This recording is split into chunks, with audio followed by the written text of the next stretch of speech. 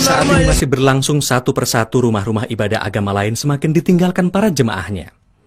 Misalnya beberapa rumah ibadah berikut. Situasi ini berlangsung dan direkam saat hari-hari ibadah mereka. Terlihat hampir tidak ada aktivitas. Kalaupun ada yang datang, hanya 1-2. Itu pun yang sudah lanjut usianya. Di antara mereka yang masih mengaku seorang Kristiani, bahkan tidak merasa perlu datang ke gereja dan mengakui kemunduran-kemunduran kepercayaan mereka kepada iman yang sebelumnya mereka yakini. Many years ago, I was also a young man. Whole families go any week to the church. Yes. Now people older, yes, and the young people were older, see no more go to the church. In Europe, we know the whole day for pray. We don't like that. When I alone, sometimes alone, yeah. I can pray for myself. I sit so, yes, and I can pray. I can sing that. I will not pray together with other men. Oh no, I have need to the church. I know. Pray you are when I am, yes, I do that. I do that. When I'm walking outside and I sit alone, sometimes I pray for myself. I pray, yes. I close my eyes and I pray what I like to pray. Sesungguhnya pengakuan tersebut cerminan pada umumnya masyarakat Eropa, yang tentu mengakibatkan keringnya berbagai ikatan dan pendalaman tentang keimanan yang seharusnya terus mereka pupuk dan diamalkan dengan baik. Sikap tersebut secara langsung berakibat kepada tempat ibadah yang tidak ada lagi pengunjungnya. Ditambah, sudah sangat banyak yang benar-benar tidak percaya lagi dan tentu juga karena sudah menjadi muslim. Auzubillahiminasyaitonirrajim. Bismillahirrahmanirrahim. Qul huwallahu ahad. Allahus samad. Lam yalid wa lam yulad wa lam yakul lahu kufuwan ahad.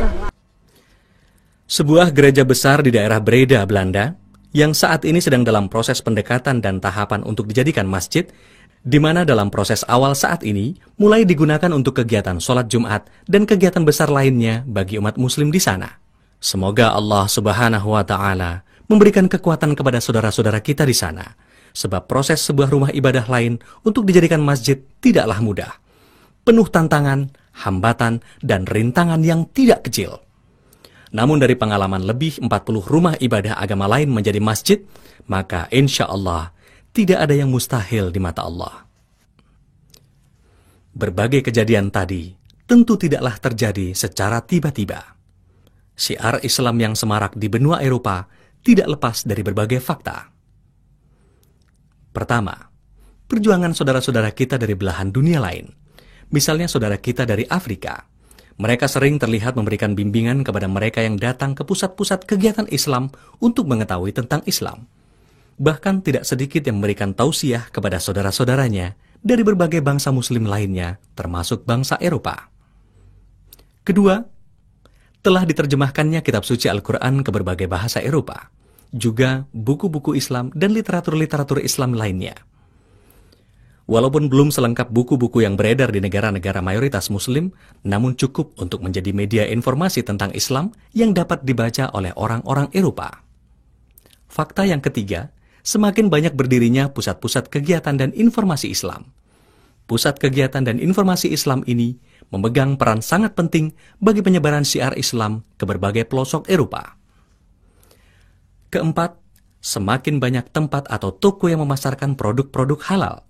Hal ini tentu mempermudah saudara-saudara muslim kita di sana dalam menjalankan syariat Islam. Fakta yang kelima, dampak yang sangat baik dan luas bagi lingkungannya dari penduduk bangsa barat yang sudah menjadi muslim. Mereka pada umumnya lebih mudah berkomunikasi dengan lingkungan penduduk barat lainnya yang belum Islam. Ini tentu sangat menguntungkan syiar Islam di barat. Assalamualaikum to all of my sisters and brothers and sisters in Indonesia. I welcome every Muslim on this world. Before I was Christian, and I understood myself as if I had faced the history. Jewish people and Christian people, and I was Christian, and then next step Islam. So I took the next step. Sometimes difficult because there are so many bad opinions about Islam, also here in Europe. But I know we have to explain to all people what is the real Islam. Moderate, not at all terroristic in any way. Fakta yang keenam, Islam washing atau kegiatan umat muslim ketika berdakwah di masyarakat Eropa pun sudah sering berlangsung dalam berbagai bentuk pertemuan kelompok kecil umat muslim. Bahkan di dunia maya telah banyak muncul jaringan situs atau website yang menginformasikan tentang Islam di belahan dunia bagian barat. Bahkan jumlah alamat situs Islam yang menggunakan berbagai bahasa Eropa mencapai ratusan. Di antaranya adalah www.islam.de, www.islam.ch, www.mjdminonline.de, www.centerislamic.be. Fakta yang kedelapan, pertumbuhan bangunan masjid yang semakin banyak memudahkan umat muslim untuk melaksanakan kewajiban ibadah, baik ritual maupun sosial. Pertumbuhan dan kemajuan Islam ini tidak hanya tercermin dari masjid-masjid yang sebelumnya adalah gereja. Masjid-masjid yang dibangun sendiri oleh umat Islam di Eropa sudah menjulang secara megah di berbagai belahan benua Eropa. Hal ini tentu menjadi cerminan kebutuhan Islam yang sebanding dengan jumlah muslim yang semakin cepat pertumbuhannya. Data terakhir yang kami himpun dari berbagai sumber pada tahun 2002, jumlah penduduk beragama Islam di beberapa negara Eropa menunjukkan angka pertumbuhan rata-rata yang signifikan. Di Jerman misalnya, tahun 1991 penduduk muslim berjumlah 960.000, pada tahun 1997 menjadi 2.502.000, dan pada tahun 2002 menjadi 3.150.000. Di Jerman, rata-rata pertumbuhan muslim per tahunnya adalah mencapai angka 17,5%. Di Inggris, pada tahun 1991 berjumlah 750.000 umat muslim. 6 tahun kemudian menjadi 1,5 juta, 2 kali lipat dari sebelumnya. Dan signifikansi ini terlihat pada angka tahun 2002, yakni 3.100.000 muslim. Rata-rata pertumbuhan muslim per tahunnya adalah mencapai angka 18,4%.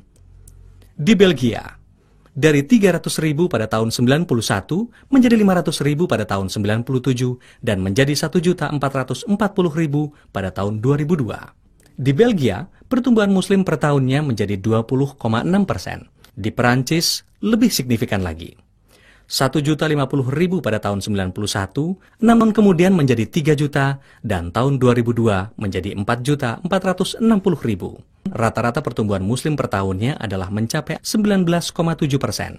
Di Belanda yang awalnya tahun 91 dari data yang kami peroleh berjumlah 660.000 muslim. Tahun 97 menjadi 1.400.000 umat muslim.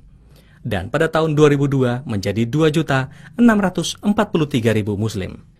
Belanda rata-rata pertumbuhan muslim per tahunnya 18,2%.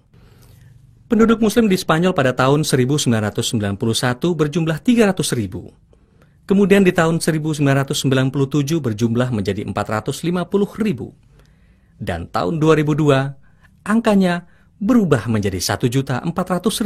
Spanyol mencapai angka rata-rata pertumbuhan per tahun tertinggi, 20,9%. Sedangkan di negara Yugo dan Slavia, gabungan negara ini sejak tahun 91 hingga tahun 2002 terpantau 3 juta, 5 juta, bahkan tahun 2002 adalah menjadi 7 juta umat muslim.